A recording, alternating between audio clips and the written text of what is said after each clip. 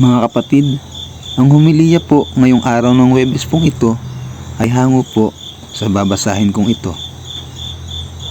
Mateo, Kapitulo 16, versikulo 13 hanggang 19. Ang pahayag ni Pedro tungkol kay Jesus. Nang dumating si Jesus sa bayan ng Cesarea ng Pilipos, tinanong niya ang kanyang mga alagad, ano ang sinasabi ng mga tao patungkol sa anak ng tao? At sumagot sila. Ang sabi po ng ilan, kayo si Juan na taga-bautismo. Sabi po naman ng iba, kayo si Elias.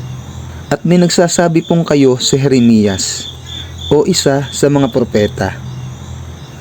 Tinanong ulit sila ni Jesus, ngunit para sa inyo, sino ako?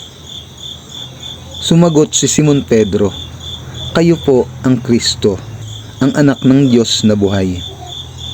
Sinabi sa kanya ni Jesus, mapalad ka, Simon na anak ni Jonas, sapagkat ang katotohanan ito'y hindi inihayag sa iyo ng sino mang tao, kundi ng aking Ama na nasa langit.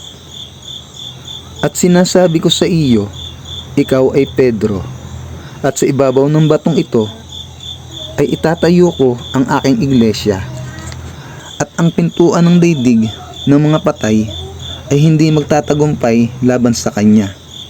Ibibigay ko sa iyo ang mga susi ng kaharian ng langit. Ang ipagbawal mo sa lupa ay ipagbabawal sa langit, at ang ipahintulot mo sa lupa ay ipahihintulot din sa langit.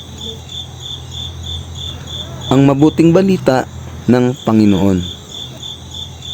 Pinupuri ka namin, Panginoong Hesukristo.